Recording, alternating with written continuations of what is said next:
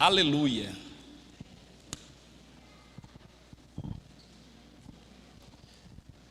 Livro do profeta Joel, capítulo 2, nós vamos dar uma acelerada aqui no texto para que você possa receber essa palavra no seu coração no tempo que temos. Joel, capítulo de número 2. Joel é um dos profetas menores. É sabido por nós que o Antigo Testamento é subdividido em 5 grupos de classificação literária. Você tem 39 livros, mas que estão subdivididos em 5 grupos de livros. Então nós temos o primeiro grupo, que é o Pentateuco, contendo 5 livros. Depois nós temos os livros históricos, que são 12 livros. Depois nós temos os poéticos, que são 5 livros. Depois nós temos os profetas maiores, que são 5 livros. E depois nós temos os profetas menores, que são 12 livros. No livro dos profetas menores, ou nessa classificação literária, se encontra o livro de Joel. Joel é um livro profético, é um livro que fala da profecia, da promessa de Deus sobre o povo de Israel, mas a promessa que eu vou estar dizendo aqui, ela se estende não somente para Israel, mas para toda a igreja no futuro, com base no texto, no futuro desse texto, no que iria acontecer no futuro. Em Joel 2, versículo 28, está escrito assim: e acontecerá depois que derramarei o meu espírito. A palavra espírito está com E maiúsculo, significando que é um nome próprio, né? É um nome próprio, não é espírito, é o Espírito, o Pai, o Filho e o Espírito, é a terceira pessoa da Trindade. E o texto diz: e acontecerá depois que derramarei o meu espírito sobre toda a carne. Vossos filhos e vossas filhas profetizarão, vossos velhos sonharão, e vossos jovens terão visões. Até sobre os servos e sobre as servas derramarei o meu espírito naqueles dias. Mostrarei prodígios no céu e na terra, sangue, fogo e coluna de fumaça. O sol se converterá em trevas e a lua em sangue, antes que venha o grande e terrível dia do Senhor. Esse dia do Senhor, tudo maiúsculo, também é nome próprio. Está se referindo a um grande dia de julgamento, ao dia do juízo, aquele dia do Senhor. E ele continua: e acontecerá que todo aquele que invocar o nome do Senhor, eu não sei se você está prestando atenção, está aparecendo aí agora, Senhor, Senhor, Senhor e Senhor, do 31 para baixo vai aparecer 4 vezes, e todas as vezes que aparece é tudo maiúsculo, não é? É tudo maiúsculo. Quando aparece tudo maiúsculo, é o nome próprio de Deus, é aquele tetragrama, o YHWH, é aquele nome que é impronunciável, é o nome próprio de Deus. Como não se pronuncia, os judeus têm um mandamento que é proibido dizer o nome de Deus em vão. Eles, com medo dessa referência ser em vão, pararam de falar o nome de Deus. O que aconteceu é que a verbalização do nome morre. Quando João Ferreira de Almeida vai traduzir para o português de Portugal a Bíblia, ele, no lugar do nome de Deus, do YHWH, ele coloca Senhor, tudo maiúsculo. Toda vez que no Antigo Testamento aparece Senhor, tudo maiúsculo, é o nome próprio de Deus. E ele diz aqui: e acontecerá naquele dia e acontecerá que todo aquele que invocar o nome do Senhor, o nome do Yahvé, do Jeová, do El, que invocar o nome do Senhor, o nome próprio, será salvo. Porque no Monte Sião e em Jerusalém estarão os que forem salvos, como o Senhor prometeu, e entre os sobreviventes, aqueles que o Senhor chamar. Então nós percebemos que aqui em Joel, capítulo 2, principalmente no 28 e 29, existe uma profecia, existe uma promessa de que Deus derramaria do seu Espírito sobre toda a carne. Por que essa promessa ela é assim, ela destaca-se? Porque no contexto que esse livro foi escrito, que é o Antigo Testamento, não existia na cabeça das pessoas algo que como o Espírito tabernacular na pessoa, morar na pessoa, residir na pessoa. O que nós temos no Antigo Testamento são visitações do Espírito Santo. Por exemplo, Moisés na tenda do tabernáculo, o Espírito Santo vinha sobre ele, o rosto dele ficava resplandecente, mas com o passar do tempo aquela resplandecência se desvanecia. Você tem Sansão, que é tomado pelo Espírito Santo de Deus e acometido de uma força sobrenatural, mas daqui a pouco aquela força ia embora. Então o Espírito Santo vinha sobre as pessoas eram usadas pelo Espírito Santo, mas logo depois o Espírito Santo saía. O que o Senhor está prometendo aqui é que o Espírito Santo não mais visitará as pessoas, mas ele tabernacularia nas pessoas, ele moraria nas pessoas, ele residiria nas pessoas. Essa promessa aqui de Joel ficou na cabeça dos judeus por muito tempo. Essa promessa, vem comigo em Lucas 24, 49.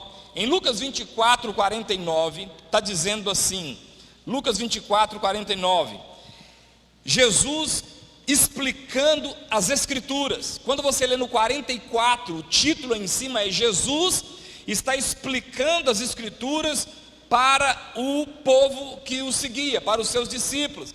Ele vai falar aí das 3 divisões das Escrituras. Nós dividimos o Antigo Testamento em 5 partes, os judeus em 3, eles dividem Lei de Moisés, Profetas e Salmos.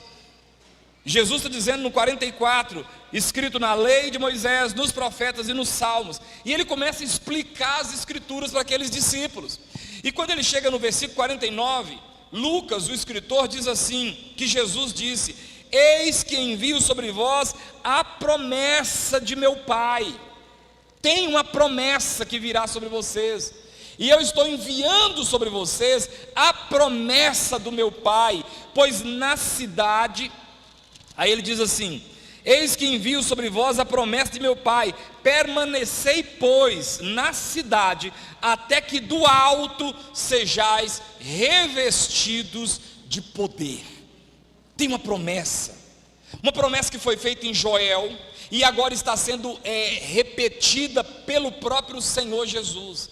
Jesus está dizendo para eles em um momento de discipulado, em um momento de explicar as Escrituras: olha, não apartem de Jerusalém. Se você prestar atenção, aqui já são os últimos momentos de Jesus com os discípulos aqui na terra. Ele está quase que sendo assunto ao céu, é o 49. Se você ler o 50, diz que é a ascensão de Jesus. Jesus vai para o céu, sobe, mas ele reúne os discípulos e fala: não vos aparteis de Jerusalém, tem uma promessa para vocês. Aí você vai agora em Atos capítulo 1, um livro que o Lucas também escreveu. Atos capítulo 1, versículo 4 e versículo 5, Jesus está conversando com os discípulos e comendo com eles.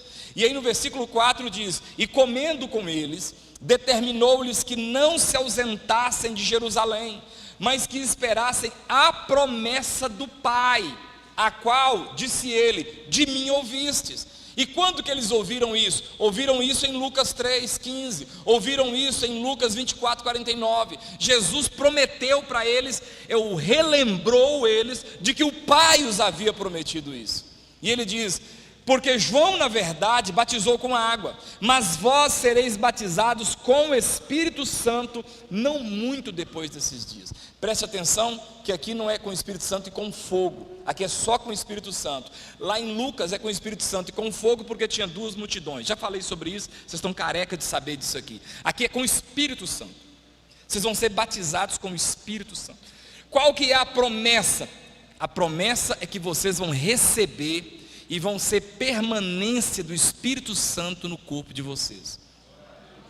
Aí você vai para Atos capítulo 2, versículo 4, versículo 37 e 35, perdão, Atos 2, 37 e 35 primeiro.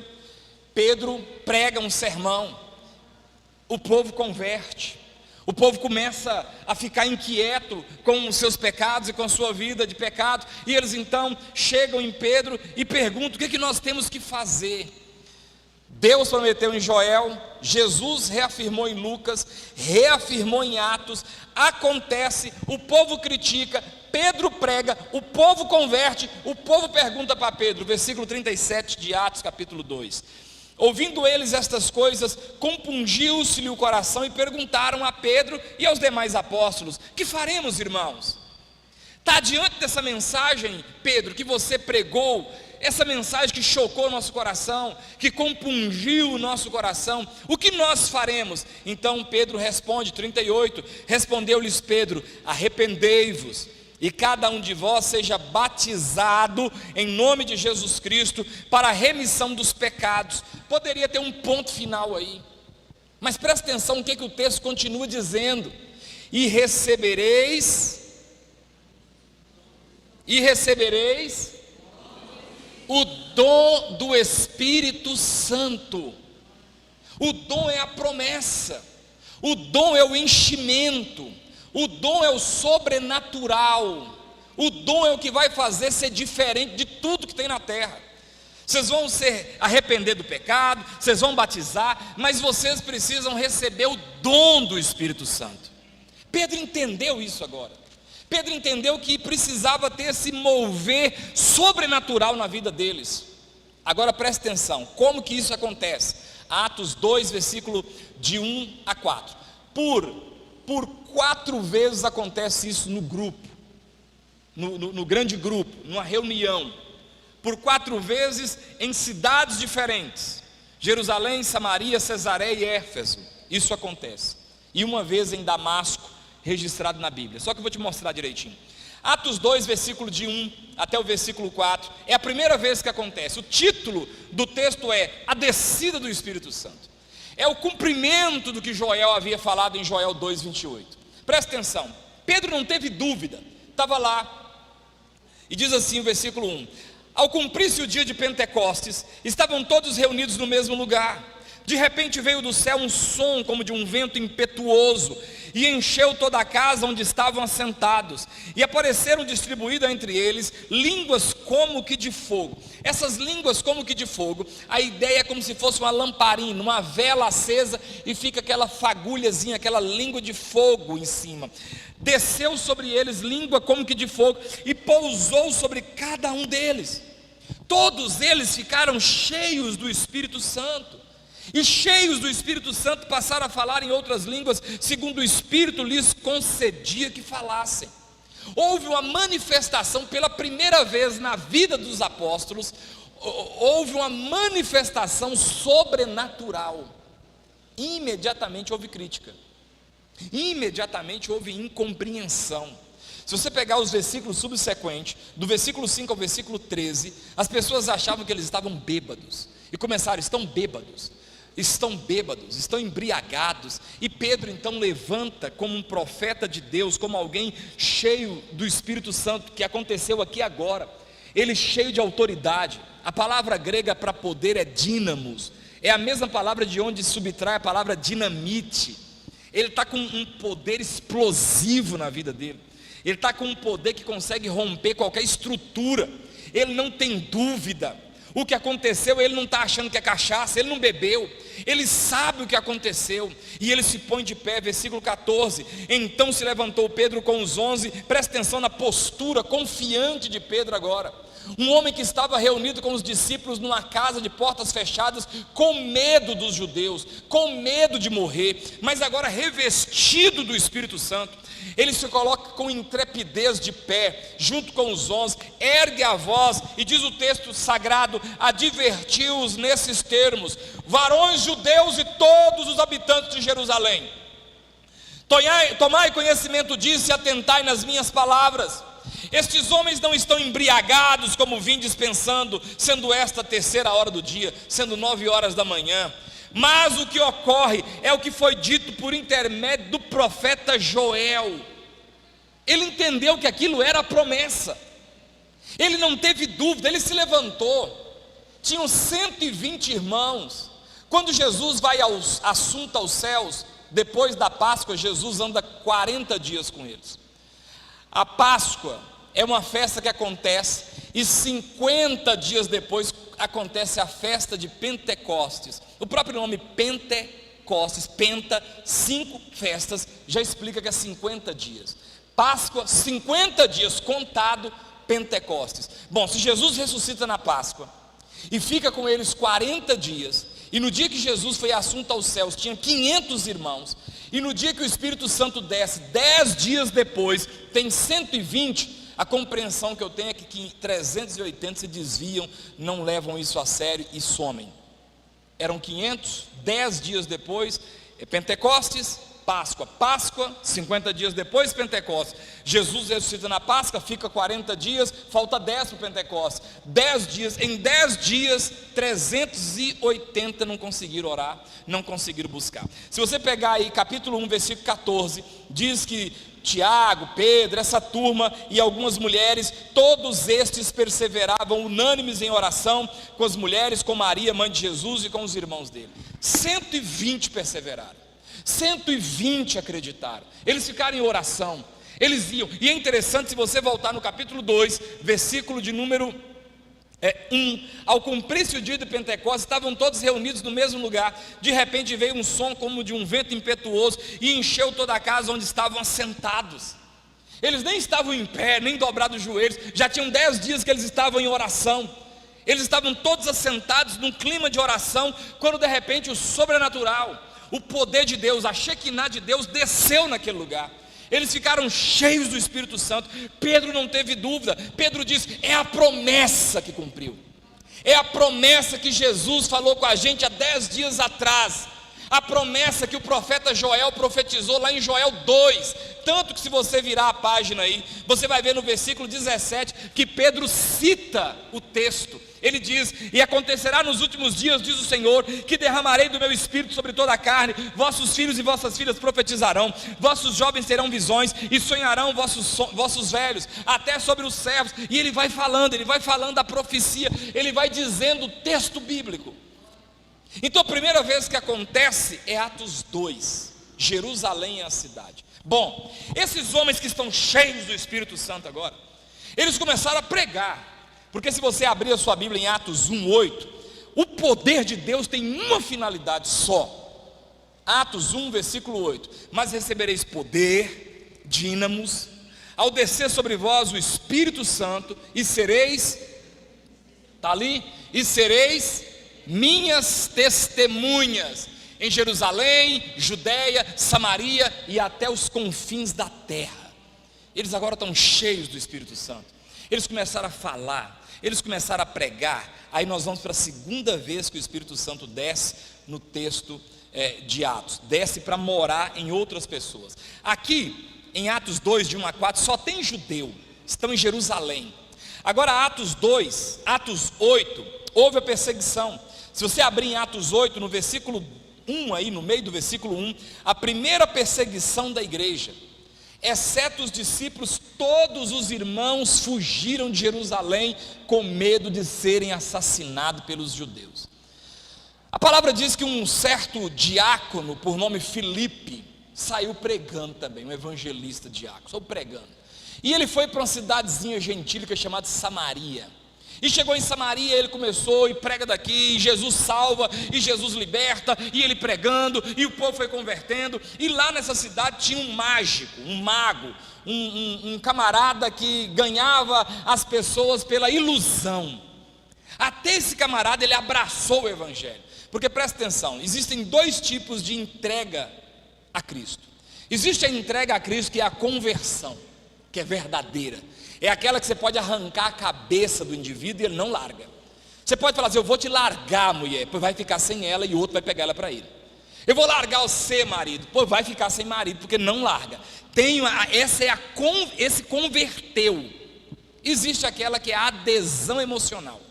A pessoa vem num culto, ouviu uma palavra, se emocionou, mas ele abraçou ali, mas qualquer coisa ele tira ele de caminho. Qualquer festinha faz ele desviar. Ele é muito fraco. Ele não abraçou o evangelho, ele não converteu, ele fez uma adesão. Essas pessoas aqui, o grande grupo de Samaria converteu, mas o Simão fez uma adesão. O Simão, o grande vulto, o mágico, o homem que era tido como o misterioso de Samaria, gostou daquilo que ouviu, gostou da pregação de Filipe e abraçou o evangelho de forma a aderir.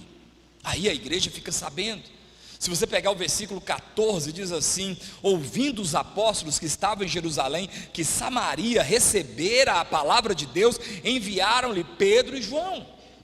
Pedro e João acabaram de sair de Atos 2, estão cheios do Espírito Santo, foram batizados no Espírito Santo, receberam a promessa do Espírito Santo. Filipe, também um homem cheio do Espírito Santo, ele estava ali pregando em Samaria, as pessoas converteram, a igreja estava volumosa. Aí chega a notícia até Jerusalém, há uma igreja em Samaria, Filipe está pregando lá. Então Tiago, que é o pastor de Jerusalém, irmão de Jesus, não era um apóstolo, mas era irmão de Jesus, e com a morte e ressurreição de Jesus, Tiago assume a liderança da igreja. Então Tiago envia Pedro e João. Pedro e João chegam lá, presta atenção. Olha a abordagem de Pedro e João, olha a pergunta que ele faz.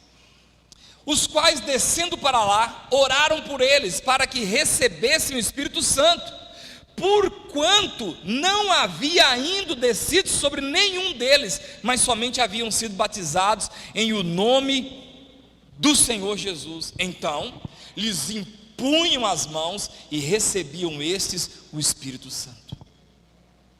Pedro e João entenderam que um crente precisa da presença do Espírito Santo na vida deles.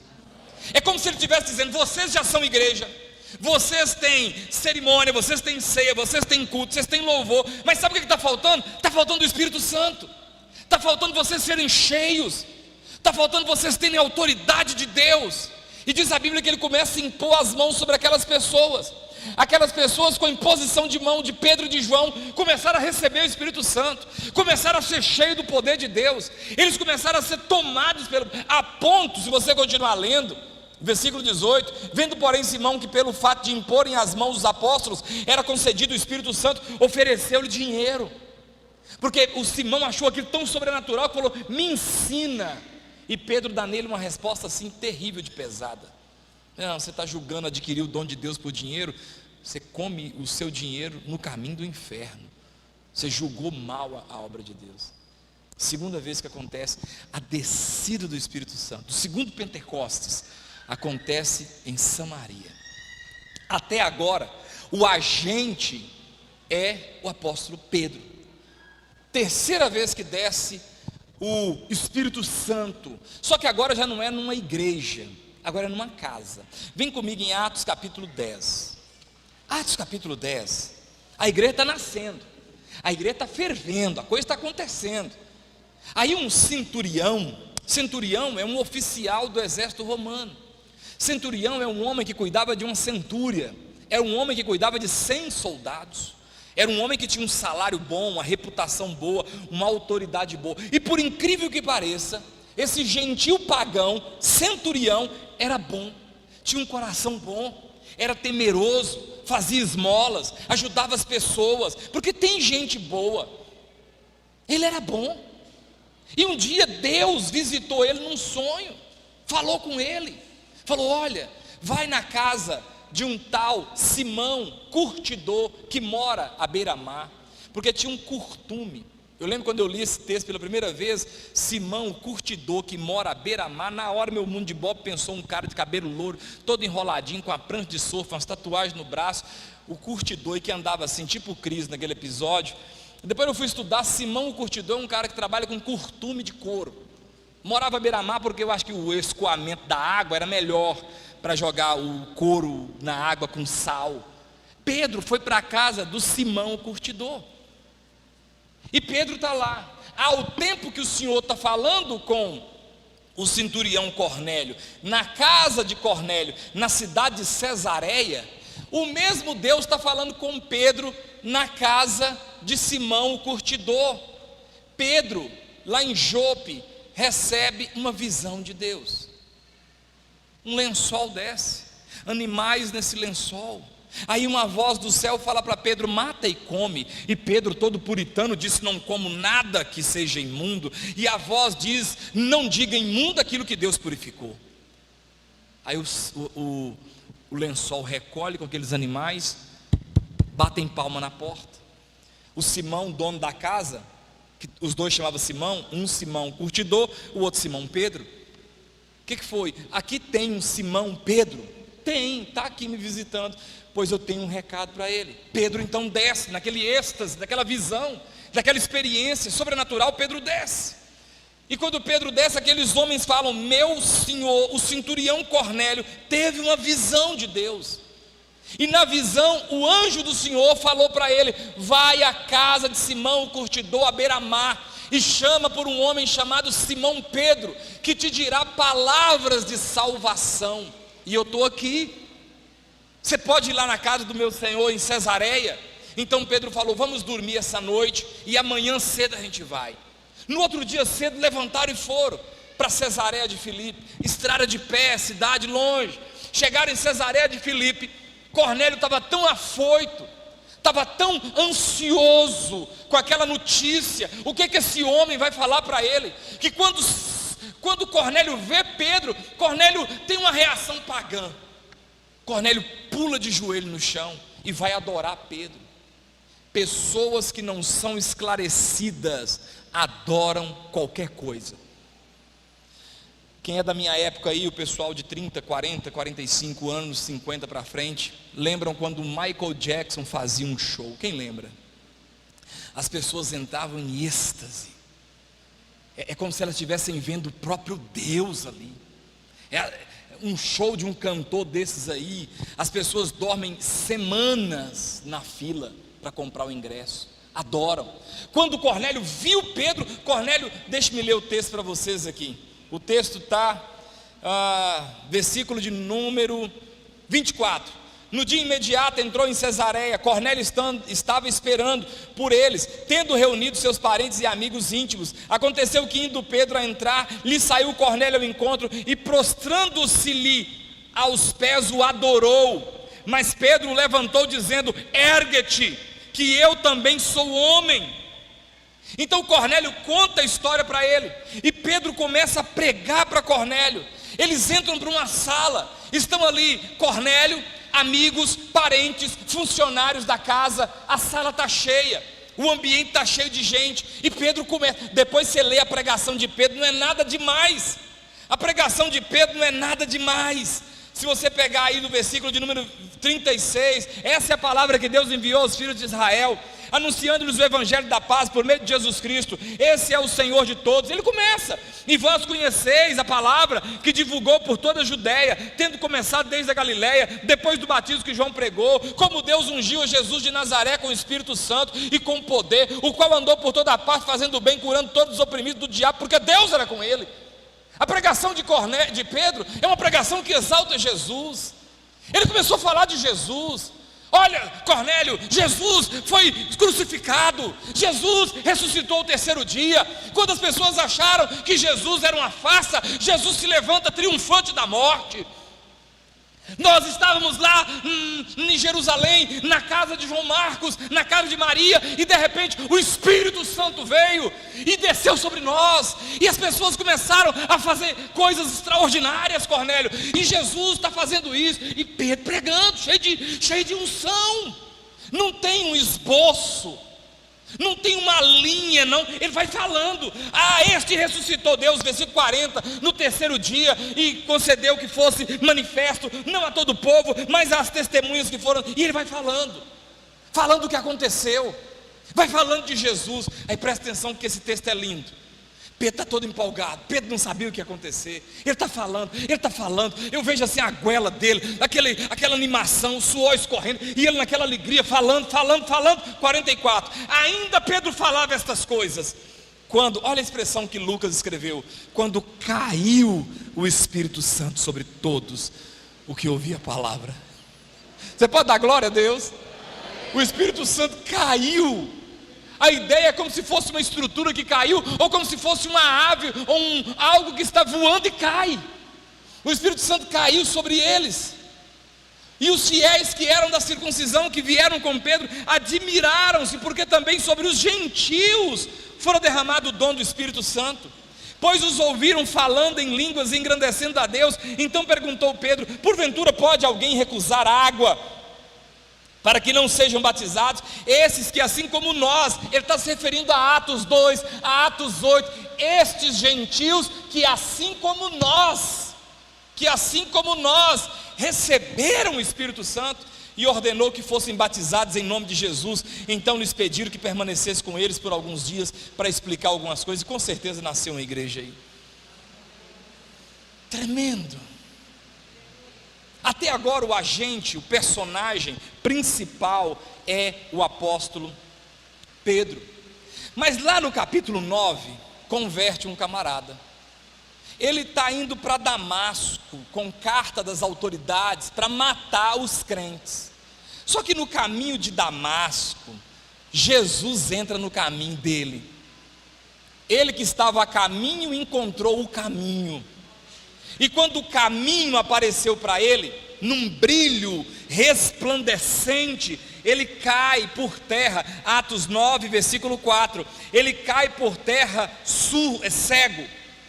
E diz a voz, que ele ouviu uma voz que dizia: Saulo, Saulo, por que me persegues?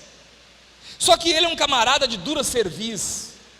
No versículo 5, ele pergunta: quem és tu, Senhor? Meio ainda desaforado, meio ainda com o pescoço duro. E a voz do Senhor responde para ele: eu sou Jesus a quem tu persegues, mas levanta-te e entra na cidade, onde te dirão o que convém fazer. E diz a Bíblia que eles foram para Damasco. Versículo 8, levaram para Damasco. Ele esteve 3 dias sem ver, durante os quais não comeu e nem bebeu. Ficou na rua direita, na casa de um crente chamado Judas. Está vendo? Tem Judas bom.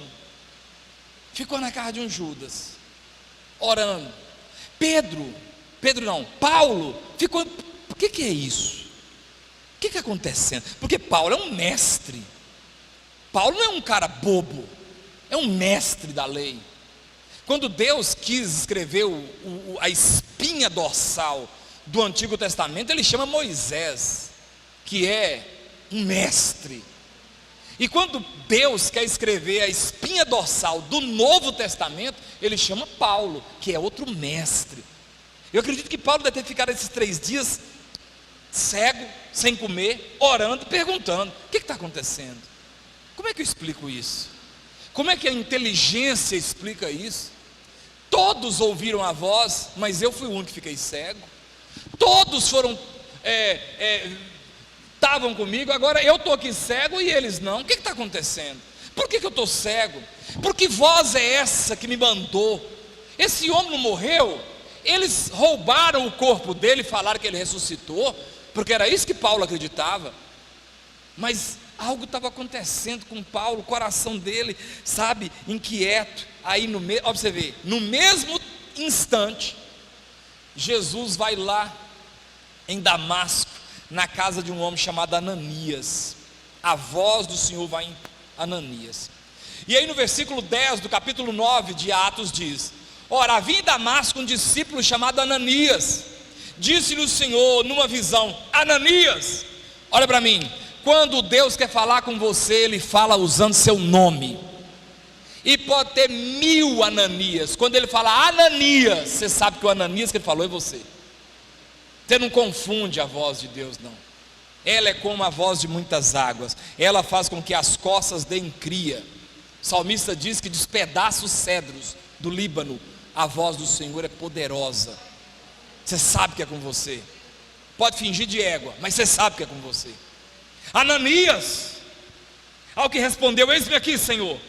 Então o Senhor lhe ordenou: dispõe-te e vai à rua que se chama Direita, e na casa de Judas procura por Saulo, apelidado de Tarso, pois ele está orando. E viu entrar um homem chamado Ananias, impor-lhe as mãos para que recuperes a vista. Ananias, como eu e você, ficou assim: meu Deus, você está doido? É aquele Saulo? Aquele homem que mata crente, que matou Estevão esses dias atrás em Jerusalém? É aquele que o Senhor está falando? É.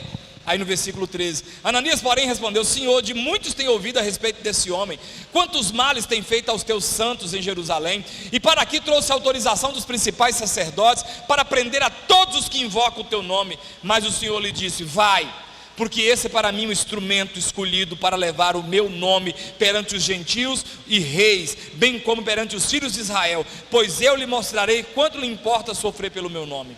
Versículo 17, então Ananias foi e, entrando na casa, impôs sobre ele as mãos, dizendo: presta atenção, Ananias não ficou com rudia, não. Tinha medo, mas teve uma ordem. Ele está com medo, mas Deus mandou.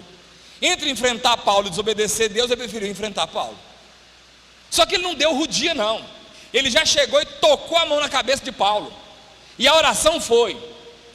Então Ananias foi e, entrando na casa, impôs sobre ele as mãos, dizendo: Saulo, irmão, o Senhor me enviou a saber, o próprio Jesus que te apareceu no caminho por onde vinhas, para que recuperes a vista e fique cheio do Espírito Santo. Imediatamente lhe caíram dos olhos como que umas escamas, e tornou a ver. A seguir levantou-se e foi batizado. Paulo agora tem a mesma experiência. O Espírito Santo vem nele. Ananias coloca a mão na cabeça e libera uma palavra: Paulo, irmão, Jesus que te apareceu no caminho mandou vir cá orar por você, e ele mandou que você recupere as vistas e que você fique cheio do Espírito Santo. Eu quero que vocês entendam a importância de estar cheio do Espírito Santo. Esse negócio, depois que Deus prometeu, que Jesus reafirmou, que aconteceu em Atos 2, reapareceu em Atos 8, aconteceu de novo em Atos 10, agora está em Atos 9, num homem. Atos 2 no cenáculo, Atos 8 numa igreja, Atos 10 na casa de Cornélio em Cesareia. Agora Atos 9 em Damasco, um homem só. Agora já não era uma igreja, não era uma reunião de oração, era um homem só, Saulo de Tarso. Agora passa a se chamar Paulo. Esse Paulo nós conhecemos. Em Atos capítulo 13, ele vai congregar numa igreja chamada Antioquia. Tem 16 Antioquias, 16 cidades chamadas Antioquia. Mas essa, se eu não me engano, é Antioquia da Pisídia. Está lá, a igreja poderosa. Essa igreja é tipo tão forte como a igreja de Jerusalém, Antioquia. Essa igreja tinha profeta, tinha mestre, tinha tudo que você pensava. Um dia o Espírito Santo cisma e manda separar Paulo e Barnabé. Se você pegar aí, capítulo 13, versículo 1, havia na igreja de Antioquia profetas e mestres: Barnabé, Simão, por sobrenome Ninja, Lúcio de Cirene, Manaém, Colasso de Herodes, o tetrarca, e Saulo. E servindo eles ao Espírito Santo e jejuando, disse o Espírito Santo: separai-me agora, Barnabé e Saulo, para a obra que os tenho chamado. Então, jejuando e orando, impondo sobre eles as mãos, os despediram, e eles foram para o campo missionário. Começaram a abrir igreja. Aí você vai lá para Atos 19. Paulo já está pregando para tudo quanto é lugar. Paulo chega numa cidade que é uma cidade assim, que a igreja lá é uma das igrejas mais importantes também. Jerusalém, Antioquia e Éfeso. Éfeso é uma igreja, Éfeso é a senhora igreja. É uma igreja que nasce com 12 homens. Mas vou te contar um caso. Ou igreja forte. Essa igreja foi pastoreada pelos melhores pastores aqui. Paulo ficou nela 3 anos. João, o apóstolo, termina seus dias nessa igreja. Maria, mãe de Jesus, congregou nessa igreja até o final da vida. Que igreja que Maria é ela? De Éfeso. Porque Jesus entregou ela para João, e João morreu em Éfeso, né? Foi para Éfeso, de Éfeso vai para a ilha de Patmos, então ela estava lá. Quando Jesus aparece a João na ilha de Patmos, a primeira carta que Jesus manda escrever para quem? A Éfeso. Vai lá, escreve para ela: assim diz o Senhor, Éfeso, a igreja de Éfeso, igreja importante. Aqui é o nascedouro dela. Paulo chega, presta atenção, olha para mim, estou acabando, olha para mim, olha para mim, olha para mim. Tem 2 coisas que você deve sempre ter em mente. Se você não tem, você vai passar até agora. Se errou até aqui, Deus vai te perdoar. Diga comigo: é a primeira e a última. A primeira palavra e a última palavra tem que ser bem pensada. Você não pode ser um bobão, um Zé Bobão, o Zé Bobão, o Zé Bobão, João Bobão, Joaquim Bobão. Você não pode ser o bobão. A primeira e a última tem que ser bem pensada. No meio você pode fazer bobagem que dá tempo de consertar, mas a primeira e a última diz muito sobre você. Diz muito. Então, aconteceu um acidente com um parente seu. Aí você pega o seu carro, corre para lá. A primeira pergunta que você faz: cura ou macula? O carro estragou muito? Se for marido, perdeu a mulher aí. Pode até não divorciar, mas já perdeu ela. Se for filho, você perdeu ele aí, pai. Porque qual é a primeira pergunta que tem que fazer? Não escutei não. Você machucou? Você está bem? Você está bem? Porque o carro, irmãos, é um bem, mas um carro, você compra outro. Agora sua mulher bateu o carro, mas estragou muito bem. Não, bem, acabou bem, não tem bem mais não. Bem já era, bem longe de mim. Bem que está nascendo um chifre aí no futuro. Você já demonstrou que não ama. A primeira pergunta é importante. A primeira fala é importante. A primeira é preocupante. E a última? Você vai viajar. Ah, estou indo aqui, eu sei, não sei o que, não sei o que. Vai, bate o carro e morre. Quem entendeu? A última tem que ser boa.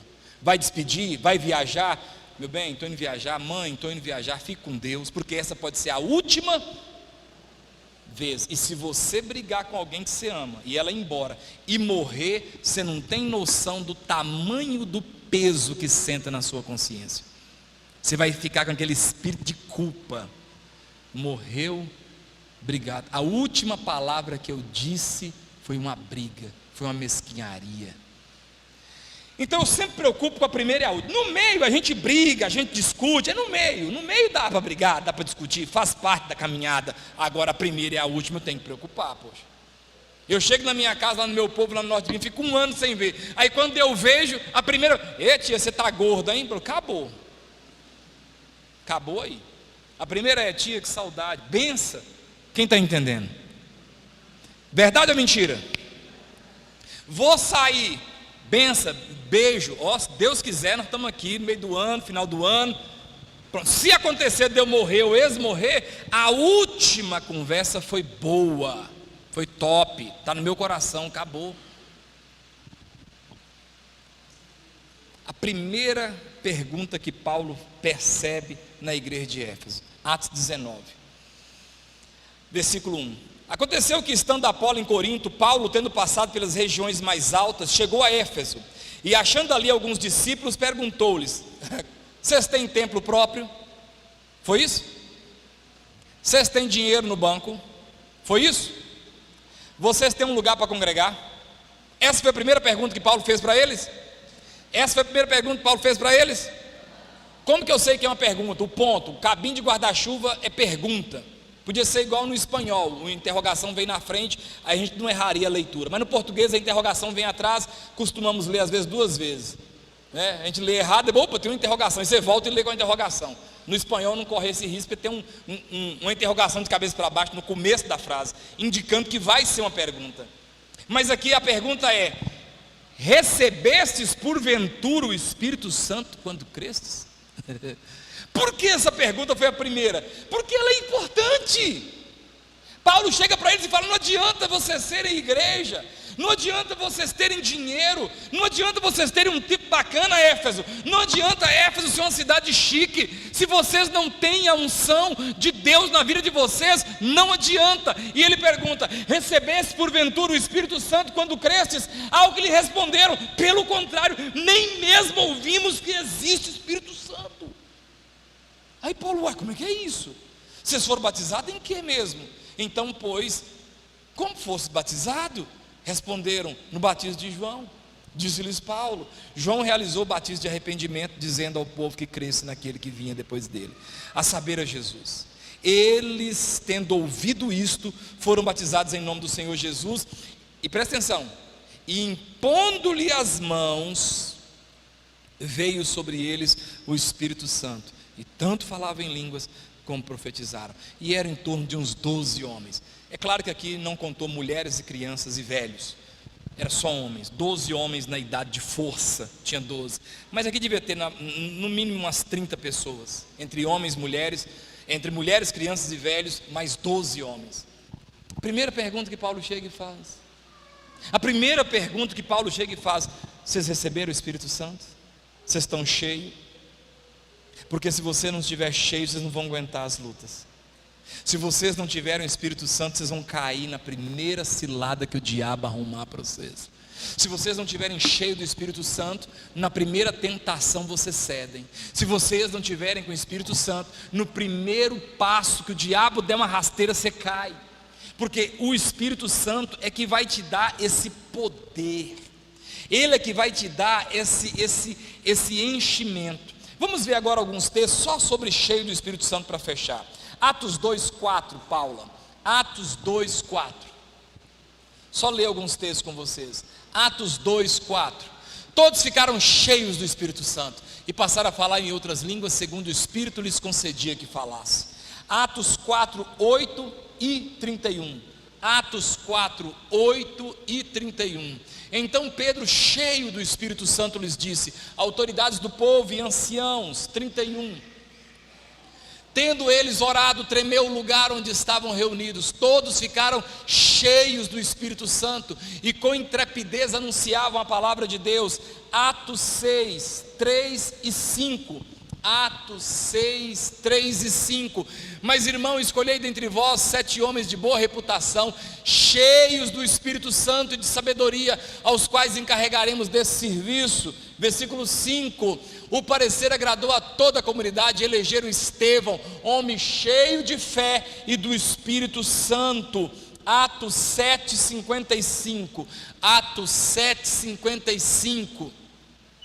Mas Estevão, cheio do Espírito Santo, fitou os olhos no céu e viu a glória de Deus e Jesus que estava à sua direita. Atos 11, 24.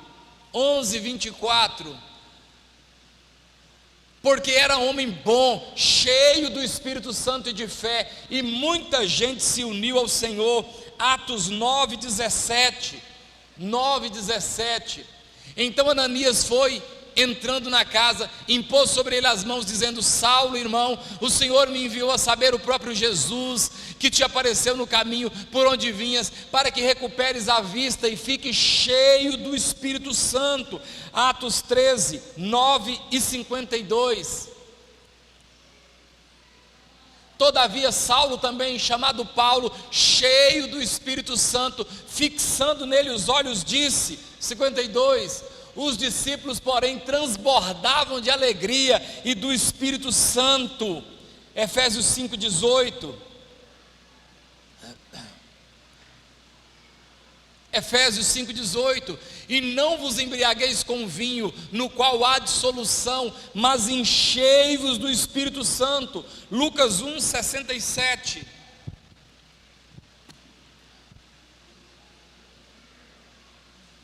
Zacarias, seu pai, cheio do Espírito Santo, profetizou dizendo. Nós estamos vendo aqui a necessidade individual e também coletiva de sermos pessoas cheias do Espírito Santo, pessoas com intrepidez do Espírito Santo, pessoas que rompem com a timidez. Você já orou por alguém? Você já impôs as mãos sobre alguém e liberou uma palavra de cura? Você já buscou ter essa autoridade de Deus? Mas para isso acontecer, você precisa começar a sacrificar no altar aquilo que atrapalha você. Seus videozinhos pornográficos, suas conversazinhas fiadas, suas bobagenzinhas, essas coisinhas que roubam a unção, certas piadinhas, certas difamações do nome dos outros, da mulher dos outros, do filho dos outros. Você tem que começar a abrir mão, sacrificar isso no altar, para que a unção de Deus, ela venha sobre sua vida. Precisamos ser homens e mulheres cheios do Espírito Santo de Deus, prestarmos um culto ao Senhor cheio do Espírito Santo de Deus. Criou-se um mito aqui. O pastor Vinícius, eu fico olhando para ele, eu acho que ele não gosta. Irmãos, se eu não falei, você não tem autorização para me interpretar. Quem é você para me interpretar? O que eu gosto, o que eu não? Eu não disse. Eu acho que o pastor Vinícius, a gente não faz assim um louvor mais renovado, porque não, você acha ou você tem certeza? A única coisa que eu bato firme que nós não podemos fazer, como é que chama? Bobagem. Nós não devemos fazer bobagem, mas ser cheio do Espírito Santo. Quem acredita que Deus cura? Então impõe a mão sobre o enfermo e ora. Curar não é com você, é com Deus. Ah, mas e se ele não for curado? O problema não é meu, eu orei para curar. A minha palavra é cura. Eu lembro, hoje de manhã, acho que foi você que contou no culto de jovens ontem, que uma pessoa estava doente no seu serviço, e você olhou para ele e falou: se você crê, Deus vai curar você dessa doença. E um dia no culto, onde você congregava lá no cidade, o homem conheceu você e falou: aquele dia, como é que ele falou?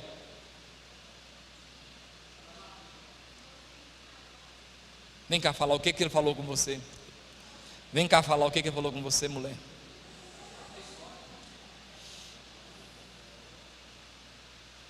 Quem sabe você vem aqui, até um homem de Deus veio e quer começar um... Ele falou que o que eu disse para ele aquele dia... Essa história do começo, que você olhou para ele e falou.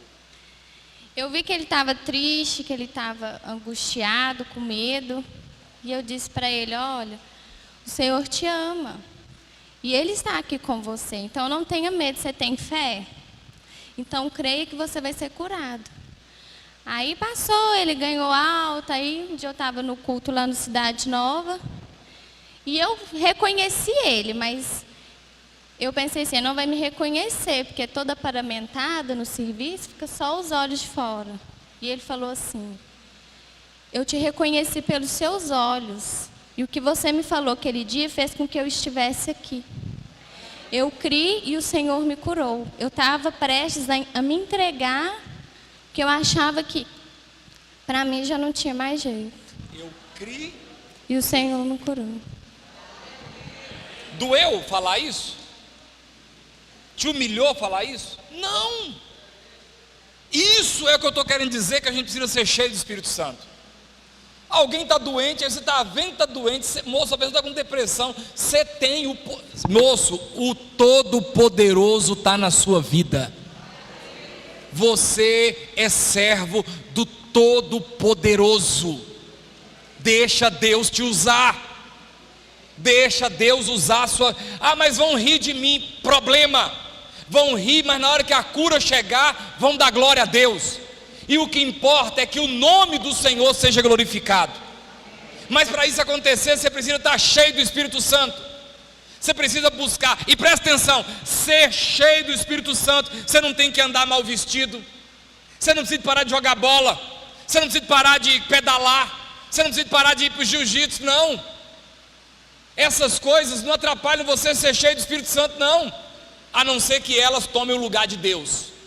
A não ser que elas sejam idolatria na sua vida. A não ser que elas se tornem pecado na sua vida. Porque comer é bênção, mas comer demais é pecado. Coisa boa pode virar pecado. Se não é, irmãos, seja cheio do Espírito Santo de Deus. Está com um parente doente? Faz uns 2 dias de jejum, sacrifica aí um almoçozinho e vai lá na casa do seu tio lá que está doente, sua tia, fala: vem cá orar pelo senhor. E não dá muita prosa não. Não rende muita conversa não, para o diabo não plantar incredulidade no seu coração. Ah, pastor, mas eu não sei como é que eu oro. Eu vou te ensinar como é que você ora. Tio, vim cá orar pelo senhor, fiz 2 dias de jejum e creio que Deus pode curar o senhor. O senhor acredita? Ah, e antes dele responder, você já começa: oh meu Deus, pai de Abraão, de Isaac, de Jacó, o senhor é o Deus da Bíblia. O senhor é o Deus que fez o céu, a terra, o mar e tudo que existe neles. Contra o Senhor ninguém pode, nenhum vírus, nenhuma bactéria, nada pode contra o Senhor. E querendo agir o Senhor, meu Deus, ninguém impede. Então é na autoridade do nome do seu único filho, Jesus, que eu vou impor as mãos sobre esse meu tio, essa minha tia, esse meu vizinho, e vou liberar uma palavra de cura. Eu creio, e se ele crê, o Senhor pode curar ele. Receba em nome de Jesus. Acabou. Isso aí doeu o quê? Você é crente? Você não sabe fazer isso não? Ah, mas eu não vou decorar esse tanto de nome. Senhor, cura. Ah, mas e se ele não for curado? Eu profetizei bênção. Não fiz nada de mal. Não pedi dinheiro. Não mudei a vida dele no sentido de colocar ele num buraco. Eu simplesmente usei minha fé. E Deus vai honrar. Deus honra, irmãos. Deus honra. Deus honra. Deus honra, Deus honra. Por isso, seja cheio do Espírito Santo de Deus. Depois vai jogar bola, depois vai pedalar, subir o trilhão, subir a descida, o morro do Everest, vai pedalar, vai suar a camisa, vai fazer supino. Mas deu na hora de buscar a Deus, vou buscar a Deus. Depois você passa a guarda e estrangula, é outra coisa. Mas você é homem de... Quem está entendendo o que eu estou querendo dizer? Tem que ser usado por Deus, senhor. Você tem que ser usado por Deus. Você tem que ser uma mulher usada por Deus, um homem usado por Deus. Você não tem que ser só gostoso, gostosa. Você tem que ser usado por Deus. Deus usar a sua vida, largar a crítica para lá e deixar Deus te usar. O conhecimento não pode te entravar e te impedir de ser usado por Deus. Deixa Deus te usar. Deixa Deus usar a sua vida. De vez em quando eu quero orar aqui por essa mulher. Vem cá. Nossa, até que levanta, parece que ninguém crê, parece que ninguém acredita. Recebeu uma palavra, moço, cai para cima. Esses dias no Hot Week, oraram aqui para as irmãs engravidar. Ah, se eu sou o marido de uma mulher que alguém está orando para ela engravidar, está lascada comigo naquela semana. Ou pegar ela a semana todinha. Já vou sair daqui arrancando a roupa dela no carro, porque orou para engravidar. E como é que engravida? Só Maria engravidou pela ação do Espírito Santo. Qualquer mulher, depois de Maria, tem que engravidar com intervenção masculina. E se orou para engravidar, o que eu tenho que fazer, irmãos? Agora ora para a mulher engravidar, você vai dormir? Você não está crendo no poder de Deus. Libera uma palavra para você melhorar de saúde. Aí você vai, em vez de preocupar em perder peso, você quer ganhar mais peso. Você não recebeu essa palavra na sua vida. Você não recebeu essa palavra na sua vida. O camarada liberou uma palavra que você vai ser próspero, e você não começou a ler nada. Como que você vai prosperar sem ter o mínimo de conhecimento? Olha, Deus está mostrando que vai abrir uma porta boa de serviço para você, mas você continua sendo analfabeto funcional. Você não sabe ler nem olha, nada. Oh, Deus vai dar para você uma casa, um lote. Meu amigo, eu lembro um dia, vou fechar agora. Estava numa aula de administração eclesiástica, no começo dessa igreja. Pastor Darcy Melquiades pregando e falando: todo pastor tem que ter uma casa para morar e um carro próprio para andar. Porque uma hora ele bate as botas e a mulher fica na rua da amargura. Foi num culto, num seminário em Nova Serrana, minha pós-graduação em teologia. Rapaz, eu saí daquele trem, mas eu saí daquele trem com o coração pegando fogo. Eu morava de aluguel aqui na Bernardes Maciel 138, onde é a clínica aqui do Detran, aqui, psicologia ali, sei lá. E eu fiquei com esse trem na cabeça. Na época começou a passar uns trator ali para abrir o Paradiso. Moço, eu já gastei umas 40 latas de óleo, de azeite naquele Paradiso, orando, ungindo. Ia de noite, esse lote é meu, não era, outro comprava. Então é esse aqui que é meu. Outro comprava, eu ia, não, então é esse aqui que é meu. Eu ungi uns 30 lotes. Quando isso aqui estava construindo, nós não tínhamos dinheiro, parou a construção no meio do caminho, ficou mais ou menos na altura dessa mancha aí, ó, as pilastras em pé. Ou eu vinha para cá, para a escadazinha, chorar aqui, ó, sozinho. Ficava aqui na hora do almoço, ficava lá no aprisco, parou a construção. Eu ia lá orar e pedir: Deus manda recurso, essa obra é sua. Isso aqui eu sentava aqui nessa escada, essa aqui permaneceu, porque o projeto era que seria uma sala lá, aqui seria o púlpito e ali seria outra sala. Depois nós mudamos tudo, quando Léo saía, nós mudava. Sentava aqui, ó, e ficava aqui encostado olhando e sonhando com isso aqui, sonhando com a igreja, orando, orava. Na minha casa, comprei o lote do Paradiso. Eu comprei o lote do Paradiso, financiei a construção, e eu não tinha R$1 no bolso. Deus levantou, Deus deu oferta. Rapaz, está lá no meu lote, 20 mil na época, vale hoje 100 mil só o lote. Para fazer o financiamento da casa, tinha um moço chamava Francis, deve ser até parente seu, ele trabalha na Caixa Econômica. O Francis, que foi usado pelo inimigo para aumentar minha fé, porque tudo aquele Francis bloqueava, tudo ele atrapalhava, tudo ele dizia não. Aí eu pedi a Lelis foi. Falei, vou orar por esse. Um dia lá ele falou, não dá, tá faltando isso, faltando o tipo sanguíneo, faltando o nome de sua mãe, é tanto trem que ela arrumava. Um dia eu falei, França, eu vou orar, se isso é pessoal, Deus vai te dar, nem que seja uma promoção para você sair daqui. Tem França na Caixa Econômica? Na outra semana França foi embora, Juliana, filha do Lio, assumiu. Rapaz, que a mulher foi de Deus. Moço, mas a mulher, no instantinho, acabou tudo. Você tem que acreditar, a pessoa libera uma palavra sobre a sua vida, você não acredita. A profeta falou que você vai casar. A missionária falou que Ravana vai casar esse ano. Eu falei que tem que começar a olhar, levantar a cabeça, ficar olhando. Que ela não tem aliança, que ela não tem. Porque se Deus está... Irmãos, quem está entendendo? Agora Deus fala. E como que Deus fala? Você acha que Deus vai falar? É assim: meu filho, eis que te digo. Isso é Cid Moreira, Não, você tem que tomar posse. Foi bênção, recebeu, aleluia. Não vou começar a andar em cima dessa palavra. Jesus falou, lança a rede aqui. Os discípulos falaram, pescamos a noite inteira e não pegamos nada, mas sobre a sua palavra vamos lançar a rede. Mas é o irmão cristiano. Não é o irmão cristiano, é Deus da boca dele. Mas ele nem é, não tem problema, não é ele. Eu não tenho que me encantar com a torneira. O que mata a minha sede é a água. A torneira pode ser de ouro ou de barro, a torneira pode ser de bronze ou de plástico. A torneira não tem importância. Pode ser preta, branca, azul, não tem importância. Pode ser velha ou nova. O que vai matar minha sede é a água que está fluindo pela torneira. Está deixando de pegar a bênção de Deus, porque está olhando para a torneira, ao invés de receber a água. Às vezes seu pai está liberando uma palavra sobre sua vida, mas você conhece seu pai, você come com seu pai, você vê seu pai brigando com sua mãe, mas você esqueceu que você não tem que olhar para a torneira. O que o seu pai falou é de Deus, então recebe, toma posse, marcha para cima do trem, e o resto é com Deus. É com Deus.